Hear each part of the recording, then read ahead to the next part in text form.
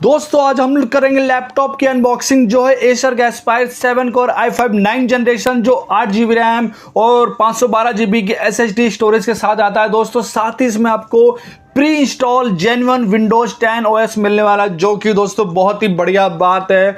साथ ही दोस्तों हम लोग इसकी अनबॉक्सिंग करेंगे और देखेंगे लैपटॉप दिखने में कैसा है और इस बॉक्स में कंटेंट में आपको क्या क्या मिलेगा। तो दोस्तों वीडियो शुरू करते हैं। वीडियो शुरू करने से पहले दोस्तों आपको एक काम करना है, अगर आपने अभी तक मेरे चैनल को सब्सक्राइब नहीं किया तो प्लीज चैनल को सब्सक्राइब करें, लाइक करें, शेयर करें, बेल आइकन को प्रेस करके ऑल कर दे ताकि वीडियो की नोटिफिकेशन सबसे पहले आप तक पहुंचे जैसी वीडियो हम लोग अपलोड करें। तो चलिए शुरू करते हैं।